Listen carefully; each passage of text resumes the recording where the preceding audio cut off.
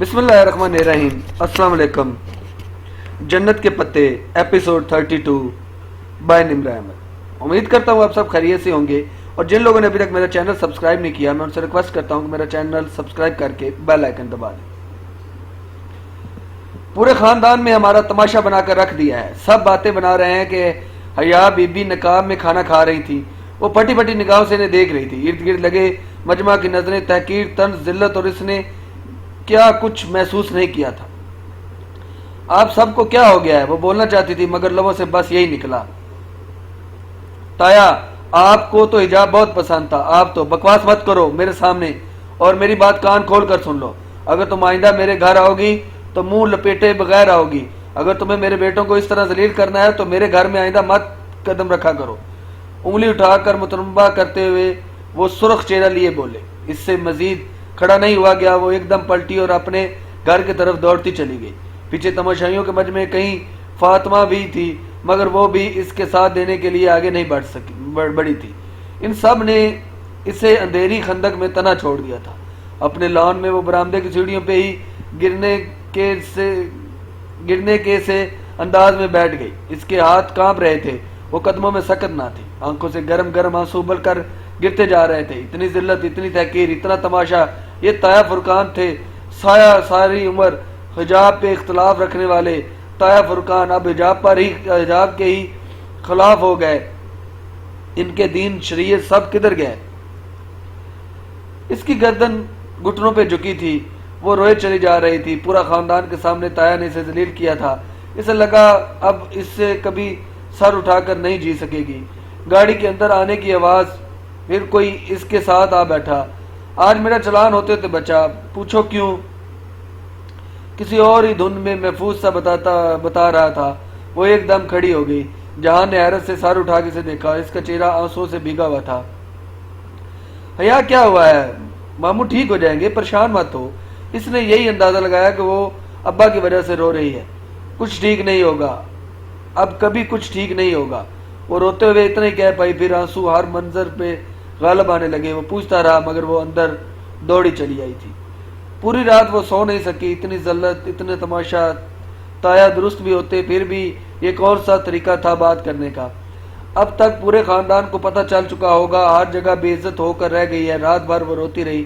صبح سر بھاری ہو رہا تھا، فریش ہونے تک اس نے فیصلہ کر لیا تھا کہ آج وہ ابا سے بات کر کے تایا ابا کو ان کا انٹرنی انفیکٹ بنا دے گی۔ تایا ابا کو مسئلہ اس کے حجاب سے نہیں، اس کے آفس آنے سے تھا، سو اب وہ یہ سارا مسئلہ ہی ختم کر دے گی۔ ناشتے کی میز پر وہ اور فاطمہ اکیلی تھی۔ سبین پھپھو کو ناشتہ کروا رہی تھی اور جہان پتہ نہیں کہا تھا۔ یہ ہوتا ہے ماں باپ کی نافرمانی کا انجام۔ سارے خاندان میں بستری کروا کے رکھ دی۔ فاطمہ خفگی سے بولے جا رہی تھی۔ وہ سر جھکائے چند لقمے بمشکل زہر مار کر سکی، پھر اٹھ گئی۔ ایسے لمحوں میں وہ اور اس سیمینار میں واپس پہنچ جایا کرتی تھی جو اس نے انطولیہ استنبول میں اٹینڈ کیا تھا۔ اسے شیشے کی دیواروں سے ٹکرا کر گرتی چڑیاں یاد آتی تھی۔ اس نے بھی تو اپنے گرد ایسی ہی دیوار کھڑی کر دی تھی۔ یہ لوگ تو ان ہی پرندوں کی طرح تھے، پہلے وہ ان کے بات سن لیتی تھی تو وہ سمجھتے تھے، اب بھی سنتی رہے گی۔ وہ اسی طرح اس کو تھکا نہیں سکتے تھے۔ شیشوں کی دیوار سے ٹکرانے میں نقصان پرندوں کا ہی ہوتا ہے، دیوار کا کوئی فرق نہیں پڑتا۔ ابا اسی طرح نحیف اور کمزور سے لگ رہے تھے۔ اسے دیکھ کر ذرا سا مسکرائے۔ کام کیسا جا رہا ہے؟ سب ٹھیک ہے؟ اس نے بہت سے آنسو اپنے اندر اتار لی اور بظاہر مسکرا کر بولی، بہت محنت کر رہی ہے یہ لڑکی۔ پھپھو مسکرا کر کہتی، ناشتے کے برتن اٹھا رہی تھی۔ پتہ نہیں انہیں رات کے واقعے کا علم تھا یا نہیں، پھر بھی ان سے نگاہ نہ ملا سکی۔ آفس میں ایک بری خبر اس کی منتظر تھی۔ ٹریڈ سینٹر کا پروجیکٹ انہیں نہیں ملا تھا۔ اس بات نے تو اسے مزید شکستہ دل کر دیا۔ اس نے باقر صاحب کو بلوایا تاکہ ان کو اپنے ارادے سے آگاہ کر دے اور وکیل صاحب کو بلوا سکے، مگر پہلے اس نے بے اختیار وہی تکلیف دہ موضوع خود ہی اٹھا لیا۔ اتنی اچھی پریزنٹیشن تھی، پھر ہمیں پروجیکٹ کیوں نہیں ملا؟ رات کے واقعے کی تھکن اور اذیت اس کی آنکھوں میں اتر آئی تھی۔ انہیں ہمارا پلان پسند نہیں آیا، وہ شاید کچھ اور چاہتے تھے۔ اچھا، وہ خاموش سی ہو گئی۔ کچھ سوچ کر اس نے باقر صاحب سے کوئی بات نہیں کی اور انہیں بھیج دیا۔ ان کے جانے کے بعد اس نے سارا پروجیکٹ پلان نکالا اور آج سر 9 جائزہ لینے لگی۔ ٹھیک ہے کہ آج آفس چھوڑ دے گی، یہ بھی ٹھیک ہے کہ ان معاملات کا کوئی تجربہ نہیں، مگر وہ صرف یہ دیکھنا چاہتی تھی کہ اس سے غلطی کہاں ہوئی تھی۔ تمام خاکے اچھے تھے، بقول آرکیٹیکٹ بےحد شاندار، مگر جب اس نے پہلی دفعہ ان کو دیکھا تھا تو اس کے ذہن میں کیا بات تھی، کچھ غیر آرام دہ لگا تھا۔ اس نے ذہن پہ زور دیا اور ایک دم کسی بہتی ندی کی طرح وہ خیال منڈ آیا، موت کا کنواں، اور اگلے ہی لمحے اسے غلطی نظر آ گئی۔ داور بھائی کی شادی کی کچھ شاپنگ فاطمہ اور اس نے لاہور سے کی تھی، اور کسی کام سے وہ شالمی مارکیٹ چلے گئے تھے۔ غلطی یہ کی تھی کہ اپنی کار لے گئی، وہاں ایک ملٹی سٹوری پارکنگ بلڈنگ میں کار پارکنگ کرنی پڑی، وہ بھی چوتھی منزل پہ۔ گول گول گھومتی منزلیں، تنگ تریک جگہ، گاڑی اوپر چڑھانا گویا یوں تھا جیسے موت کے کنویں میں ڈرائیو کرنا۔ تب سے اسے ملٹی سٹوری پارکنگ عمارت بہت بری لگتی تھی، اور اب اس کے پلان میں ٹریڈ سینٹر کی پارکنگ ایک چھوٹے رقبے پر ملٹی سٹوری بنایا گئی تھی۔ اسے تعمیراتی کاموں کا تجربہ نہ تھا، مگر شاپنگ کا ایک طویل اور وسیع تجربہ تھا۔ پھر یہ اتنی بڑی غلطی اسے پہلے کیوں نظر نہیں آئی؟ شاید اس لیے کہ وہ پہلے خود کو کم علم سمجھ کر آرکیٹیکٹ پر بھروسہ کر رہی تھی، اندھی تقلید۔ مگر اب اپنی عقل سے سوچا تو چونک گئی۔ لوگ ایک کھلا اور ایک زمینی پارکنگ لاٹ پسند کرتے اور ملٹی سٹوری پارکنگ بلڈنگز تو ادھر کم ہی بنتی ہیں، پھر آرکیٹیکٹ نے ایسا کیوں کیا؟ وہ جا رہی تھی تو ذرا انصاف سے دو ٹوک بات تو کرے، یہی سوچ کر وہ باہر آئی۔ ترکوں سے اس نے خود چل کر جانا سیکھا تھا، وہاں کسی سے راستہ پوچھے تو آپ کے ساتھ چل کر آخر منزل تک چھوڑ آتا تھا۔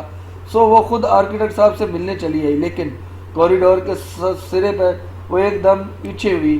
ولید اور آرکیٹیکٹ رضوان صاحب کسی بات پہ ہنستے ہوئے اندر جا رہے تھے۔ وہ الٹے قدموں واپس آئی اور ایک سرخ بتی جلنے بجھنے لگی تھی، کہیں کچھ غلط تھا، کوئی گڑبڑ تھی۔ واپس اپنی سیٹ پہ بیٹھی وہ کتنی دیر سوچتی رہی، پھر اپنے پرس میں موبائل کے ہاتھ ڈالا تو وہ مخمل کا ٹکڑا بھی نظر آ گیا جس پہ سنہری دھاگے سے دو الفاظ لکھے تھے، اور وہ اسے دو انگلیوں سے گھماتی الٹ پلٹ کرتی سوچتی رہی۔ فرار ہر مسئلے کا حل نہیں، مسئلوں کا حل ڈھونڈنا پڑتا ہے، راستہ تلاش کرنا پڑتا ہے۔ میجر احمد کا سبق یاد آیا تھا۔ چند منٹ اس نے اپنا ارادہ بدل لیا اور پھر سے کام کرنے کے لیے تیار تھی۔ کوئی اس کے باپ سے غداری کر رہا ہے اور اسے ساری گڑبڑ کے منبع کو ڈھونڈنا تھا۔ کانفرنس روم میں سب جمع تھے۔ وہ بنا کسی کو دیکھے سربراہی کرسی پر آ کر بیٹھ گئی تھی، مگر سر اٹھا کر تایا، فرقان، داور اور ظاہر چاچا کو دیکھنا، ان سے نگاہ ملانا کتنی اذیت ناک تھا اسے اندازہ نہیں تھا۔ رات کے زخموں سے پھر سے خون رسنے لگا تھا، مگر وہ کتنے آرام سے اس کے سامنے بیٹھے تھے جیسے کچھ ہوا ہی نہ تھا۔ تو آپ نے پروجیکٹ ہار دیا، تایا فرقان نے نخوست بھری سنجیدگی سے اسے مخاطب کیا۔ اس نے اپنا سر جھکا ہوا سر اٹھایا۔ وہ تایا فرقان کی بیٹی کی طرح رات گئے پکڑی نہیں گئی تھی، جیسا کہ تایا نے ایک دفعہ اسے فون کیا تھا کہ وہ سر اٹھا نہیں سکتی، نہ ہی وہ ظاہر چاچا کی بیٹی کی طرح پورے خاندان میں چیخ چلا کر داور بھائی کو بے عزت کرنے کا مجرم تھی۔ ظاہر چاچا نے اسے سخت سناتے ہوئے اپنی بیٹی کی حرکت کو کیوں فراموش کر دیا، اور تایا نے کبھی داور کی اس بےعزتی پہ باز پرس کی؟ پھر اب مگر وہ حجابی لڑکی تھی، اور کوئی حجابی لڑکی یہ کتنا ہی کچڑا کیچڑ اچھالنے کی کوشش کرے اسے میلا نہیں کر سکتا تھا۔ جی سر، میں نے ہار دیا، تایا کی آنکھوں میں آنکھیں ڈال کر اس نے سپاٹ انداز میں کہا۔ کیا آپ وجہ بتانا پسند کریں گی؟ ولید کی بات پہ اس نے گردن موڑ کر اسے سنجیدگی سے دیکھا۔ میں آپ کو جواب دے نہیں ہوں ولید صاحب۔ درست، پھر میں آپ کو مطلع کرنا چاہوں گا کہ ہم گرین ہاؤس اسکیم والا پروجیکٹ ڈیلے کرنے پر مجبور ہو چکے ہیں۔ کیوں؟ وہ چونکی، اسے معلوم تھا کہ وہ کتنا اہم پروجیکٹ تھا، کیونکہ بجٹ نہیں ہے، فنڈز کم پڑ رہے ہیں، ہمارے پاس ان کو کیری آن کرنے کے لیے اتنا پیسہ نہیں ہے۔ اس نے ایک کاغذ ہزار کی طرف بڑھایا جس پہ ایک لمبا سا سٹیکر لگا ہوا تھا۔ اتنی رقم کا انتظام کیسے ہوگا؟ وہ سچ میں مضطرب ہو گئی۔ مگر اس طرح پروجیکٹ بند کرنے سے تو بہت نقصان ہوگا، پھر کیا کرے؟ یہ میرے ابا کا پروجیکٹ تھا، ہم اس کو یوں کال آف نہیں کر سکتے، وہ فکر مندی سے کہہ رہی تھی۔ تم ہمیں یہ اماؤنٹ لا دو، ہم اس کو جاری رکھیں گے، بات ختم، ظاہر چاچا نے بیزاری سے کہا۔ وہ دونوں تایا چاچا اس سے یوں مخاطب کرتے تھے گویا وہ ان کے بھائی کی بیٹی نہیں ملازمہ ہو۔ واقعی اگر میں آپ کو یہ اماؤنٹ لا دوں تو آپ کام جاری رکھیں گے؟ کیا آپ زبان دے رہی ہیں؟ اس کا لہجہ تیز ہو گیا۔ ان کا چیلنج کرنا، مذاق اڑانا انداز سے اپنے پہلے سے زیادہ برا لگا تھا۔ رات کے زخم پھر سے کھرچنے لگے تھے۔ بالکل، طاہر فرقان نے شانے جھٹکے۔ ٹھیک ہے، میں پیر کی صبح آپ کو اپنے فیصلے سے آگاہ کر دوں گی۔ وہ فائل بند کرتے ہوئے حتمی انداز میں بولی۔ پھر جب وہ اپنے آفس واپس آئی تو موبائل باز رہا تھا۔ اس نے کرسی پہ تھکے تھکے انداز میں گرتے ہوئے فون اٹھایا۔ نمبر جہان کا تھا۔ کیسی ہو؟ وہ چھوٹتے ہی فکر مندی سے پوچھنے لگی۔ ٹھیک ہوں، اس نے انگلیوں سے پیشانی مسلتے ہوئے جواب دیا۔ بے خوابی کے باعث سر بے حد درد کر رہا تھا۔ چلو پھر لنچ ساتھ کرتے ہیں۔ اس نے ایک چھوٹا سا اٹالین ریسٹورنٹ دیکھا۔ تمہیں ایڈریس سمجھاؤں؟ سارا دن میں وہ پہلی دفعہ ہنسی تھی۔ یہ میرا شہر ہے جہان بے، مجھے اس کے سارے راستے معلوم ہیں۔ ریسٹورنٹ کا نام بتاؤ؟ وہ بھی ہلکا سا ہنس دیا۔ او سوری، F10 میں اٹالین 1 پہ آ جاؤ۔ کار ڈرائیور چلا رہا تھا۔ وہ پچھلی نشست پہ بیٹھی سیل فون پہ نمبر ملا رہی تھی۔ اس نے ابا کی نصیحت پر عمل کرنے کا سوچا تھا۔ کال ملا کر اس نے فون کان سے لگایا۔ صدا شکر کہ انہوں نے کال ریسیو کر لیا۔ السلام علیکم ذیشان انکل، میں حیا بات کر رہی ہوں۔ کار ٹریفک کے ساتھ بہتی چلی جا رہی تھی۔ اس طرح اس کے تنے پریشان، اعصاب ڈھیلے پڑ رہے تھے۔ ان سے بات ختم کی تو آفس سے فون آیا۔ وینڈر مال کی سپلائی کھولنے پہ تیار نہیں، پرانی قیمت پہ تو ہرگز نہیں۔ سراسر بلیک میلنگ تھی، اور بلیک میلر سے تو اسے نفرت تھی۔ کل میری میٹنگ ارینج کر دیں وینڈر سے، میں ان صاحب سے خود بات کرنا چاہوں گی۔ اس نے بند کر دیا۔ کار ریسٹورنٹ کے سامنے آ کھڑی ہوئی تھی۔ وہ اطالوی ریسٹورنٹ کی بلائی منزل کی سیڑھیاں چڑھتی اوپر آئی۔ دوپہر کا وقت تھا، تمام میزیں خالی تھی۔ ہال کی ایک دیوار شیشے کی بنی تھی، جس سے نیچے ڈبل روڈ اور اس کے پار گرین بیلٹ کے درخت سبزہ نظر آ رہا تھا۔ شیشے کی دیوار کے ساتھ کونے کی میز پہ وہ بیٹھا تھا۔ اسے آتے دیکھ کر وہ دھیرے سے مسکرایا اور بنا کسی وقت کے اسے نقاب میں پہچان لیتا تھا۔ پہلی دفعہ جب وہ نقاب میں اس کے پاس گئی تھی فریڈم فلوٹیلا کے اعتداد کے دن، تب بھی اس نے کوئی حیرانی ظاہر نہ کی تھی۔ شاید حیران وہ کم ہی ہوتا تھا۔ پہلے فیصلہ کر لو کہ لنچ کس کس طرف سے ہے۔ کرسی کھینچ کر بیٹھتے ہوئے اس نے میز پر اپنا پرس رکھا۔ آف کورس تمہاری طرف سے ہے، اصغر اینڈ سنز کی قائم مقام ایم ڈی مجھ غریب آدمی کو لنچ تو کروا سکتی تھی۔ شور، اس نے بشاشت سے کہتے ہوئے موبائل پرس میں رکھنے کے لیے پرس کھولا۔ مخمل کا ٹکڑا اندرونی جیب میں 1000 کے ایک نوٹ کے ساتھ رکھا تھا۔ 1000 کا نوٹ؟ وہ زپ بند کرتے ہوئے چونکی، پھر بنا محسوس سے انداز میں پرس کو اندر سے دیکھا۔ اس کا روپے والا پاؤچ آفس میں رہ گیا تھا۔ اب سوائے اس لاوارث سے نیلے نوٹ کے اس کے پاس کچھ نہیں تھا۔ اللہ اللہ، کاروباری الجھنوں میں پاؤچ اٹھانا یاد ہی نہیں رہا تھا۔ اب کیا کرے؟ کیا ہوا ایم ڈی صاحبہ، پیسے تو نہیں بھول آئی؟ وہ مسکراتے ہوئے اسے دیکھ رہا تھا۔ ایک تو اس آدمی کی عقابی نظریں۔ اس نے سنبھل کر پرس بند کیا۔ تم ایم ڈی صاحبہ سے غیر ذمہ دارانہ حرکت کی توقع کر سکتے ہو؟ بظاہر مسکراتے ہوئے سیدھی ہوئی۔ نہیں خیر، آرڈر کرو، تمہارا شہر ہے، تمہیں زیادہ پتا ہوگا۔ پیچھے ہو کر بیٹھ گیا۔ حیا نے شور کہتے ہوئے مینیو کارڈ اٹھا لیا۔ اس کو لنچ کروانا تھا، وہ بھی 1000 کے نوٹ سے، اور اے ٹی ایم بھی پاؤچ میں تھا، اور وہ کوئی ایسی حرکت نہیں کر سکتی تھی جس سے جان کو پتہ چلے کہ پیسے واقعی قبول آئی ہے، ورنہ ادائیگی کر دے گا۔ سوال انا کا تھا، لیکن 1000 میں سے اطالوی لنچ کیسے کراؤں؟ اس نے قدرے اضطراب سے فہرست دیکھی۔ سنو، صرف مین کورس منگوانا، سلاد، سٹارٹر، ڈرنکس کے فالتو اخراجات مجھے پسند نہیں۔ وہ کرسی کی پشت سے ٹیک لگائے مسکراہٹ دبائے ہوئے اسے بغور دیکھتا کہہ رہا تھا۔ اوکے، مجھے تو کوئی خاص بھوک نہیں ہے، دل ہی نہیں چاہ رہا۔ آرڈر دے کر اس نے کارڈ رکھ دیا۔ جہاں نے مسکراہٹ دباتے ہوئے سمجھ کر سر ہلایا۔ چند لمحے خاموشی کی نظر ہو گیا۔ وہ شیشے کی دیوار سے باہر دیکھنے لگی۔ اس شیشے سے تو کوئی پرندہ نہیں آ کر ٹکرایا تھا۔ شاید پرندے کی تعمیر کے بعد صرف پہلے موسم میں ہی ٹکراتے ہوں، بعد میں عادی ہو کر راستہ بدل لیتے ہوں۔ راستہ پرندوں کو ہی بدلنا پڑتا ہے، دیوار ویسی ہی کھڑی رہتی ہے۔ کل کیا ہوا تھا؟ حیا نے نگاہیں موڑ کے اسے دیکھا۔ اب تک تم نے پتہ تو کر ہی لیا ہوگا۔ بہرحال تایا نے سارے خاندان کے سامنے میرے پردے کی وجہ سے مجھے بہت بےعزت کیا اور بہت تماشا کیا اور گھر سے نکال دیا۔ اس کے علاوہ کچھ خاص نہیں۔ جان نے قدر تعصب سے نفی میں سارا لا دیا۔ پرانی عادتیں آسانی سے نہیں جاتی، اس طرح لوگوں کو ذلیل کرنے کے وہ عادی ہیں۔ کتنا آسان ہے ان کے لیے اپنی انا کے پیچھے رشتہ توڑ دینا۔ جو بھی ہے، میں ابا کی کرسی ان کے لیے خالی نہیں کروں گی، یہ فیصلہ میں نے کر لیا ہے۔ اب اس قصے کو بند کر دیتے ہیں۔ تم بتاؤ، تم نے ترکی واپسی کا کیا سوچا ہے؟ سب مجھ سے یہی پوچھتے ہیں کہ واپسی کا کیا پروگرام ہے۔ لگتا ہے مجھ سے تنگ آ گئے ہیں۔ دل کرتا ہے میرا کہ ماہ کی طرح کبوتر بن کے کسی غار میں چھپ جاؤں۔ اس نے غالباً کوئی ترک محاورہ بولا تھا، ماہ۔ خیر، ابھی کچھ دن ادھر ہوں۔ تمہیں کب جانا ہے؟ جولائی شروع ہو چکا ہے، مجھے 5 جولائی کے بعد کلیئرنس کروانی ہے، باقی طبیعت ذرا سنبھل جائے پھر جاؤں گی۔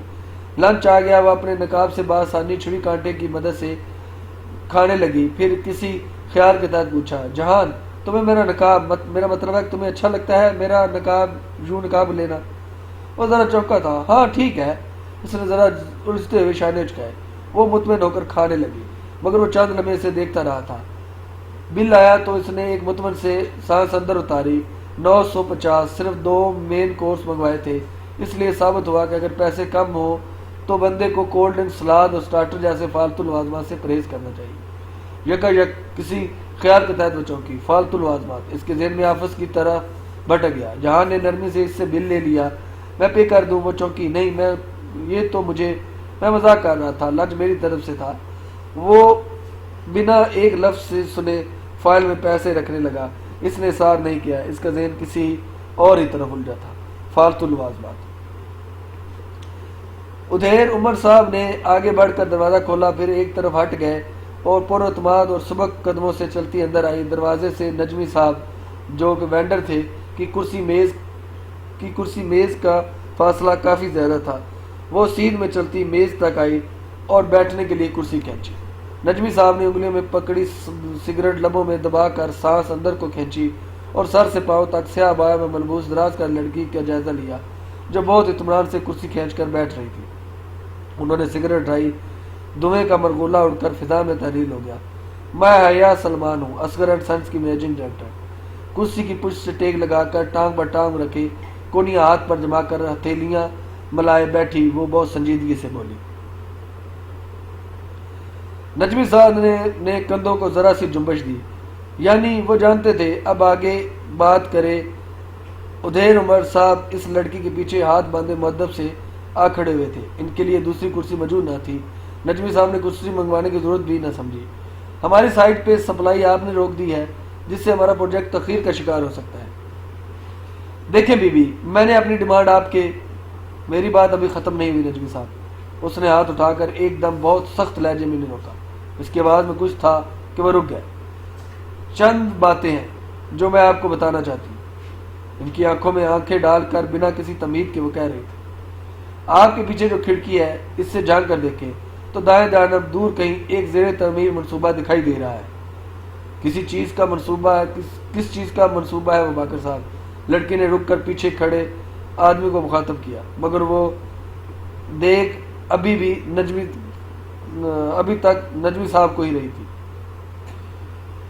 وہ ہیڈ ہے میم، وہ اوور ہیڈ ہے میم، انہوں نے فوراً بتایا۔ بلکہ اوور ہیڈ تعمیر ہو رہا ہے وہاں، اور کیا آپ جانتے ہیں اس میں سینڈ اور سلٹ استعمال ہو رہا ہے، اور وہ بھی کس کی جگہ؟ کرشرز مٹیریل کی جگہ۔ نفیس سے نقاب سے جھلکتی اس کی بڑی بڑی سیاہ آنکھیں مسکرائی تھی۔ نجمی صاحب نے سگریٹ والا ہاتھ نیچے کر دیا اور ان کے تنے صاحب ڈھیلے پڑ چکے تھے۔ وہ پوری طرح سے اس کی طرف متوجہ تھے۔ آپ اس اوور ہیڈ سے 2 کلومیٹر دائیں چلے جائیں تو ایک 6 سٹار ہوٹل زیر تعمیر نظر آئے گا۔ اس کی تعمیر آخری مراحل میں ہے، مگر اس کے مالک کو یہ علم نہیں کہ اس کی روفنگ اور واٹر پروفنگ میں سب سٹینڈرڈ مٹیریل استعمال کیا گیا ہے، بے حد سستا اور گھٹیا مٹیریل۔ اس کی مسکراتی نگاہوں کی چمک بڑھ گئی۔ نجمی صاحب نے کچھ کہنے کے لیے لب کھولے، مگر اس نے ہاتھ روک دیا۔ میری بات ابھی ختم نہیں ہوئی۔ وہ لب بھینچ کر رہ گئے تھے۔ پیشانی پہ بلوں کا اضافہ ہونے لگا۔ ایک روڈ بھی حال ہی میں مکمل ہوئی ہے اور اس کا بھی ان دونوں پروجیکٹ سے تعلق ہے۔ نگاہیں ان پہ جمائے مسکراتے ہوئے کہہ رہی تھی، اور جو تعلق ہے وہ آپ بہتر جانتے ہیں۔ میں تو بس اتنا جانتی ہوں کہ اس سڑک کے اطراف کو سیمنٹڈ نہیں کیا گیا اور اندر ہولز چھوڑ دیے گئے ہیں۔ وہ کون سا مسئلہ ہوگا جو سب سے پہلے چند دن میں منظر عام پر آئے گا؟ باقر صاحب نجمی صاحب کو اپنے سابقہ انداز میں دیکھتے ہوئے اس نے اپنی ساتھی کو مخاطب کیا۔ وہ اسے تابعداری سے بولے، ڈرینیج کا مسئلہ میم۔ بالکل ڈرینیج کا مسئلہ، مگر سب سے بڑا مسئلہ کون سا ہوگا؟ انسپیکشن کا مسئلہ۔ 4 انسپیکشن ٹیمیں ان تینوں پروجیکٹس کو چند روپے رشوت دے کر اپروو کر چکی ہیں، لیکن وہ کیا ہے نجمی صاحب کہ وہ جو ہمارا میڈیا ہے نا، وہ ذرا سا ریٹنگ کے لیے ایسی خبروں کو خوب اچھالتا ہے اور یوں اس وینڈر کی ساکھ تباہ کر رہ جاتی ہے، بالخصوص تب جب ان کے ہاتھ ڈاکومنٹڈ پروف بھی لگ جائیں۔ باقر صاحب، اس نے انگلی سے اشارہ کیا تو باقر صاحب نے چند کاغذات میز پہ رکھے۔ نجمی صاحب ان کو اٹھانے کے لیے آگے بڑھے اور بہت مشکل ضبط کرتے ہوئے بولے، مجھ پر ہاتھ ڈالنا اتنا آسان نہیں۔ ارے اس کی سیاہ آنکھوں میں حیرت ابھری۔ آپ کی بات کس نے کی؟ پھر وہ ذرا سی مسکرائی۔ میں تو اپنی سپلائی کی بات کر رہی تھی۔ کل ہفتہ ہے، میں امید کرتی ہوں کہ سوار کی صبح مجھے اپنی کنسٹرکشن سائٹ پہ سپلائی کی بحالی کی خبر مل جائے گی۔ اپنا پرس اٹھاتے ہوئے وہ کھڑی ہوئی اور وہ بھی میری پرانی قیمت پہ۔ چلیں باقر صاحب۔ وہ مزید کچھ کہہ بنا پلٹی۔ ادھیر عمر صاحب نے ہاتھ آگے بڑھا کر دروازہ کھولا اور وہ انہی سبک قدموں سے چلتی باہر نکل گئی۔ سگریٹ نے نجمی صاحب کی انگلی کو جلایا تو وہ پھر چونکے، پھر غصے سے ایس ٹرے میں پھینکا اور میز پہ رکھے کاغذات اٹھائے۔ جیسے جیسے وہ انہیں پڑھتے جا رہے تھے ان کی پیشانی پہ پسینے کے قطرے نمودار ہو رہے تھے۔ مجھے آپ کو ایک اچھی خبر دینی ہے جنٹل مین۔ میٹنگ کے آغاز پہ اس نے مسرور مطمئن انداز میں مخاطب کیا جو اپنے سابقہ رویے کو برقرار رکھے ہوئے اس کی طرف متوجہ تھے۔ ابھی پتہ چلا ہے کہ وینڈر عارف نجمی نے سپلائی باہر کر دی، وہ بھی اپنی پرانی قیمت پہ۔ واقعی فرقان تایا حیران ہوئے تو ظاہر چاچا سیدھے ہو گئے بیٹھے، مگر اس نے تو اس روز فنانس ڈپارٹمنٹ کے روف صاحب سے خاصی بدتمیزی کی تھی۔ وہ سراسر بلیک میلنگ پہ اترا ہوا تھا۔ میں نے خود اسے فون کیا تھا مگر وہ تو سیدھے منہ بات کرنے کا ارادہ بھی نہیں کرتا تھا۔ پھر آپ کو بلیک میلر سے نپٹنے کا فن سیکھ لینا چاہیے سر، کیونکہ میں نے اس سے بات کی ہے اور وہ غیر مشروط طور پر سپلائی بحال کرنے پر راضی ہو گیا۔ زہر چچا خاموش ہو گیا۔ ان کے لیے یہ سب خاصا غیر متوقع تھا۔ اگر سلمان صاحب ان کو آ کر بتاتے تو انہوں نے وینڈر کو راضی کر لیا ہے تو انہیں حیرانی نہ ہوتی، کیونکہ وہ اس قابل تھے۔ تب بھی تو اپنے بڑے بھائی سے زیادہ مضبوط شیئر ہولڈر اور ایم ڈی تھے، مگر حیا یہ بات نگلنا بھی دشوار تھا۔ آپ کو گرین ہاؤس اسکیم کے لیے بجٹ کم پڑ رہا تھا، اس لیے میں نے بجٹ کو ری شیپ کیا ہے۔ وہ اپنے کاغذات آگے پلٹ کر بتانے لگی، ہمیں جتنی رقم چاہیے وہ ہمارے بجٹ کے اندر پوری ہو سکتی ہے اگر ہم فالتو لوازمات کو نکال دیں۔ مطلب طاہر فرقان نے آبرو اٹھائی۔ ہم ہر سال اپنے تمام شیئر ہولڈر کو سالانہ پروفٹ کا ایک منقسم حصہ دیتے ہیں، جبکہ بہت سی کمپنیاں شیئر ہولڈر کو سالانہ پروفٹ ڈیویڈنڈ دینے کی بجائے اس کو ری انویسٹ کرتی ہیں۔ ہم بھی اس دفعہ شیئر ہولڈرز کو وہ حصہ دینے کی بجائے اس پروجیکٹ میں لگا دیں گے، مگر اس طرح تو مطلوبہ رقم پوری نہیں ہوگی۔ ولید، آپ ان کو بات مکمل کرنے دیں۔ سیٹھی صاحب نے پہلی دفعہ ولید کو ٹوکا۔ پہلی دفعہ بورڈ آف میٹنگ میں اس کی سائڈ لی گئی تھی۔ سب خاموش ہوئے تو اس نے کہنا شروع کیا، ہم اپنا بجٹ کا 15 سے 20% حصہ مارکیٹنگ اور ایڈورٹائز پہ خرچ کرتے ہیں۔ ہم فی الحال بھی یہی کر رہے ہیں۔ ہم مارکیٹنگ کر رہے ہیں تاکہ مستقبل میں ہمیں پروجیکٹس ملے۔ وہ لمحے بھر کو رکی۔ لمبی میز کی گرد موجود تمام ایگزیکٹو اب واقعتاً بغور اسے سن رہے تھے۔ مستقبل کے پروجیکٹ جو ابھی ملے نہیں اور جن پر کام کرنے کے لیے ہمارے پاس پیسے نہیں، ان کے لیے ہم اپنا حالیہ پروجیکٹ کو قربان نہیں کر سکتے۔ میں نے مارکیٹنگ بجٹ کو گھٹا کر 5% کر دیا ہے۔ یوں ہم بآسانی وہ رقم آہستہ آہستہ اس پروجیکٹ میں منتقل کر سکتے ہیں۔ کیا کسی کو کوئی اعتراض ہے؟ پیچھے ٹیک لگا کے بیٹھے اس نے ذرا سا مسکرا کر خاموش پڑے کانفرنس روم پہ نگاہ ڈالی۔ وہ جانتی تھی اب کوئی اس پر اعتراض نہیں کر سکتا۔ وہ آہستہ آہستہ اپنے انتخاب درست ثابت کر رہی تھی۔ آج طاہر فرقان کے گھر حیا کی دادی کی برسی کی قربان خوانی تھی۔ خیرات کی دیگیں الگ تھیں، سب مدعو تھے سوائے اس کے جانے کی خواہش بھی نہیں تھی۔ وہ مغرب پڑھ کر لاؤنج میں آئی تو فاطمہ جہان سے کچھ کہہ رہی تھی، اسے آتے دیکھ کر خاموش ہوگی۔ اچھا تو میں جا رہی ہوں، سرسری سا مطلع کر کے وہ باہر نکل گئی۔ پھپھو پہلے ہی جا چکی تھی، ابا کمرے میں سو رہے تھے۔ ان کے پاس نرس تھی۔ وہ خاموشی سے صوفے پر آ بیٹھی اور ٹی وی کا ریموٹ اٹھایا۔ کنگھیوں سے اس نے لاؤنج کی بڑی کھڑکی کے پار اماں کے لان عبور کرتے دیکھا، اور وہ اس سے ناراض نہیں تھی، بات بھی ٹھیک سے کرتی تھی، مگر ایسے جیسے کہ انہیں بہت دکھ پہنچایا گیا ہو۔ باہر بجلی زور کی چمکی، پل بھر کو کھڑکیوں کے باہر سارا لان روشن ہو گیا، پھر اندھیرا چھا گیا، اور وہ کچھ سوچتے ہوئے اس کے سامنے آ بیٹھا۔ حیا نے ٹی وی نہیں چلایا، وہ ریموٹ پکڑے بیٹھی بس اس کو دیکھتی رہی، اور کچھ کہنا چاہتا تھا شاید۔ اماں کیا کہہ رہی تھی؟ اس نے بظاہر سرسری سے انداز میں پوچھتے ہوئے بات کا آغاز کیا۔ جہان نے سر اٹھا کر اسے دیکھا، نیلی جینز پہ سیاہ ٹی شرٹ پہنے، گیلے بالوں کو پیچھے کیے، وہ جیسے کہیں جانے کے لیے تیار لگ رہا تھا۔ وہ چاہتی ہے کہ میں تمہیں سمجھاؤں کہ تم یہ برقع وغیرہ چھوڑ دو، وہ سنجیدگی سے کہنے لگا۔ اس کی پشت پر لاؤنج کی دیوار گیر کھڑکی پہ ٹپ ٹپ قطرے گرنے لگے تھے۔ طریق پڑا آسمان پہلے ہی بادلوں سے ڈھک چکا تھا۔ تو تم نے کیا کہا؟ وہ اسی طرح مطمئن سے انداز میں ٹانگ پہ ٹانگ رکھے بیٹھی تھی جیسے وہ اپنے آفس میں بیٹھا کرتی تھی۔ بات تو ٹھیک ہے ان کی، تم ایک برقعے کے لیے اپنے اتنے رشتے نہیں کھو سکتی۔ باہر بادل زور سے گرجے تھے، کھڑکی کی شیشوں پہ تڑا تڑ کرتے قطروں کی اب آوازیں آنے لگی تھی۔ دوسروں کو چھوڑو، تم اپنی بات کرو جہان، کیا تم بھی میرے حجاب سے خوش نہیں ہو؟ وہ اس کی آنکھوں میں دیکھتے ہوئے بولی تو اس کی آواز بہت دھیمی تھی۔ اگر میں کہوں کہ میں نہیں ہوں تب، اور اگر میں کہوں کہ تم میرے لیے اسے چھوڑ دو تب۔ دور کہیں زوردار آواز آئی تھی، جیسے بجلی گرنے کی ہوتی ہے، جیسے صدمہ پہنچنے کی ہوتی ہے۔ کیا تم مجھے چوائس دے رہے ہو؟ یکا یک اس کی آواز میں سرد موری آئی۔ اگر میں کہوں ہاں تب۔ وہ اٹھی اور چھوٹے چھوٹے قدموں سے چلتی دیوار گیر کھڑکی کے پاس جا کھڑی ہوئی۔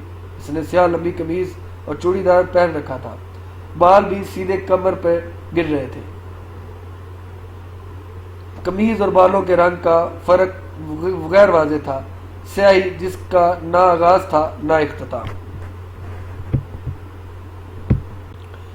مجھے کبھی کسی نے کہا تھا کہ خندق کی کوئی جنگ بنو قریظہ کے بغیر وجود میں نہیں آئی، اور تب میں نے سوچا تھا کہ میرے سارے قرابت دار تو میرے ساتھ ہوں گے۔ وہ بھیگے شیشے کے پار طریق لان کو دیکھ کر کہہ رہی تھی۔ تایا ابا حجاب کے سب سے بڑے علم بردار، اور اماں جن کی ہمیشہ سے خواہش تھی کہ میں اللہ تعالیٰ کے قریب ہو جاؤں، اور میرا شوہر جو روز صبح فجر پڑھنے مسجد جاتا ہے۔ لیکن آج مجھے پتہ چلا کہ عائشہ ٹھیک کہتی تھی، خندق کی جنگ بنو قریظہ کے بغیر وجود میں آ ہی نہیں سکتی۔ بارش کے ٹپ ٹپ گرتے قطرے شیشے سے لڑک کر زمین پر گر رہے تھے۔ جب بجلی چمکتی تو پل بھر کو ان میں کوسوں قدا کے ساتوں رنگ جھلکتے، اور پھر اندھیرا چھا جاتا۔ وہ صوفے سے نہیں اٹھا تھا، بس گردن موڑ کر اسے دیکھنے لگا۔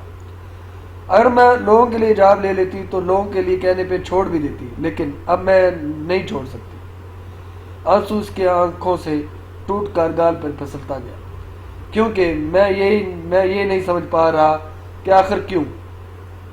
وہ اس کے پیچھے آ کھڑا ہوا تھا، بادل ابھی تک گرج رہے تھے۔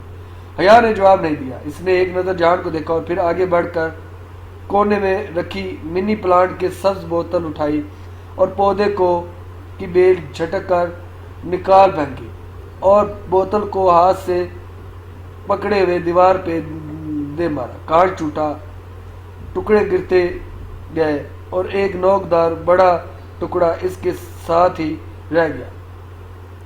یہ پکڑو۔ اس نے بوتل کو گردن کا وہ ٹکڑا جہان کی طرف بڑھایا۔ وہ جا کر اپنی ماں کی گردن اتار دو۔ حیا، اس نے بے یقینی سے اسے دیکھا۔ حیا نے افسوس سے سر نفی میں ہلایا اور آخری ٹکڑا باقی ماندہ چپوں میں پہ باقی ماندہ کرچیوں پہ پھینک دیا۔ نہیں کر سکتے نا، کانپ اٹھا ہے نا دل، لگتا ہے نا جیسے آسمان پھٹ پڑے گا اگر تم نے ایسا سوچا بھی۔ اس نے گردن موڑ کر بھینگی آنکھوں سے باہر برستی موسلادھار بارش کو دیکھا۔ مجھے بھی ایسا ہی لگتا ہے، وہ بولی تو اس کے آواز آنسوؤں سے بھاری تھی۔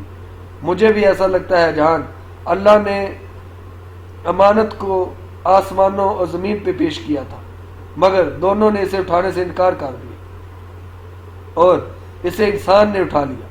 تمہاری ماں، ایک انسانی جان تم پہ امانت ہے، ایسے ہی مجھ پہ میرا وعدہ امانت ہے۔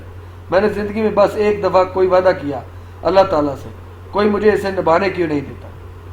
بجلی نے اپنی چاندی پھر سے ہر صبح کھیر دی، بس لمحے بھر کو چاندی اور پھر اندھیرا رات چھا گئی۔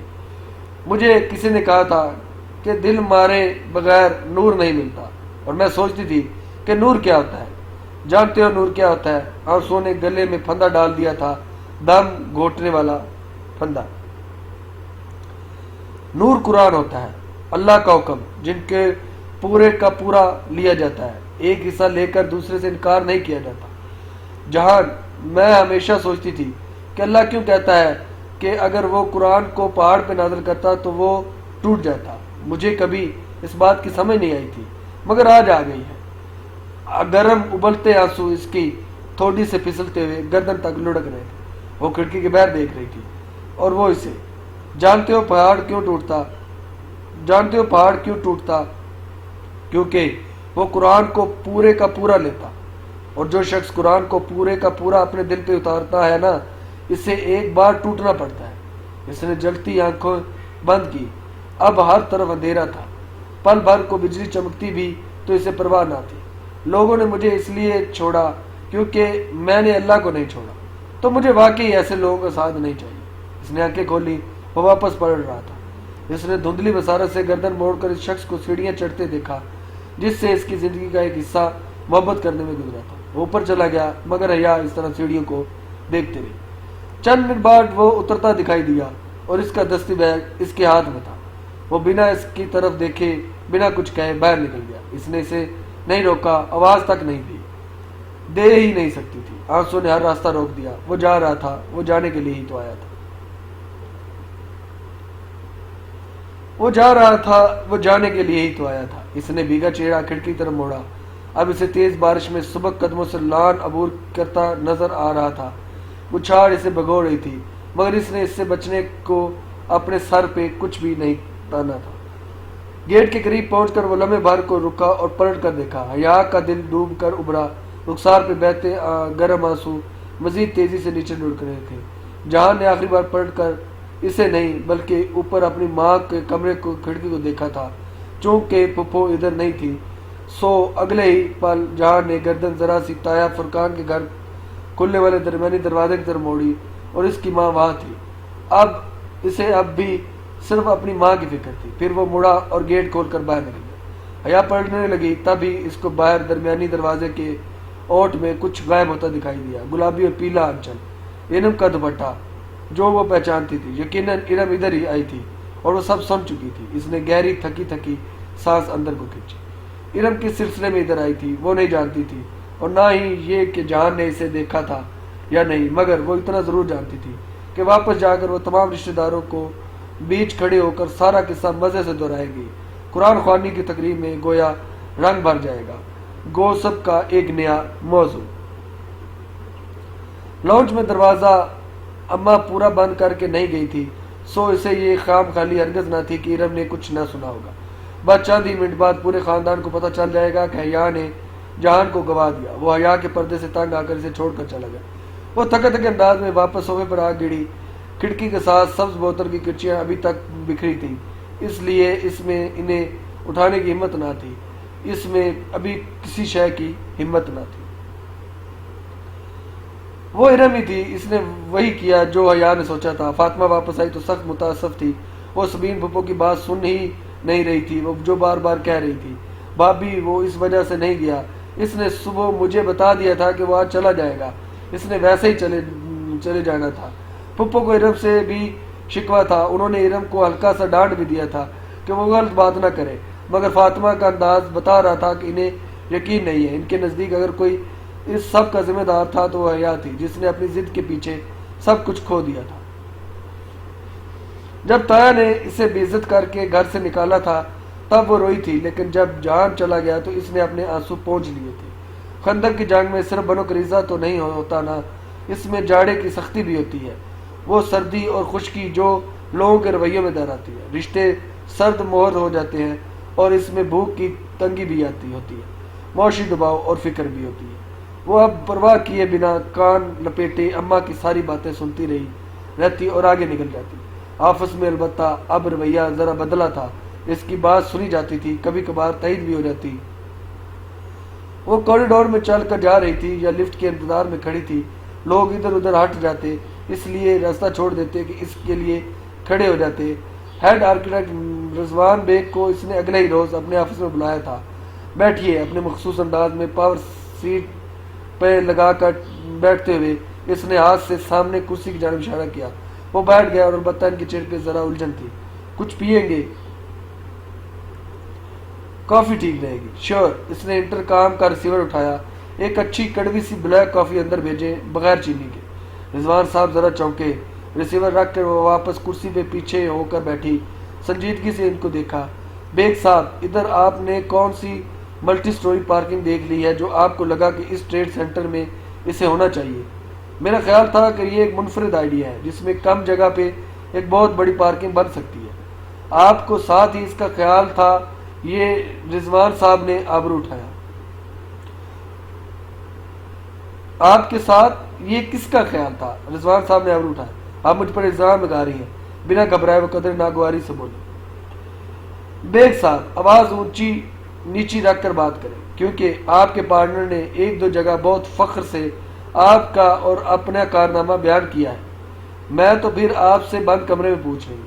میرا کوئی پارٹنر نہیں ہے، یہ دھمکیاں آپ کسی اور کو دیں۔ ایک عمر گزاری ہے کارپوریٹ ورلڈ میں، آپ کی طرح وراثت میں کرسی نہیں ملی۔ استائیہ انتظار میں کہتے اٹھے۔ اگر میرا آئیڈیا ان کو پسند نہیں آیا تو آپ ذمہ داری ہم دونوں میرا آئیڈیا ان کو پسند نہیں آیا تو اس کی ذمہ داری ہم دونوں پر ہے۔ میں نے ڈیزائن بنایا، آپ نے پیش کیا۔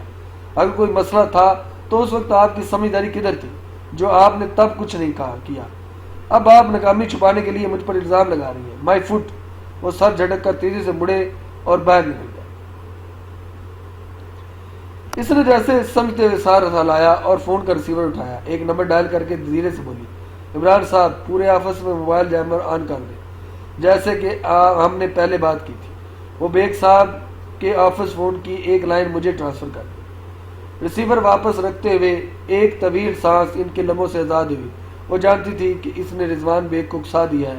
وہ اب پہلی کال اسے ہی کریں گے جو اس کا ساتھی تھا۔ اخلاقی حرکت تھی یا غیر اخلاقی، اسے یہی درست لگا تھا۔ آج کی قسط کے لیے اتنا ہی، انشاءاللہ اگلی قسط کے ساتھ دوبارہ آتا ہوں۔ تب تک کے لیے اللہ حافظ۔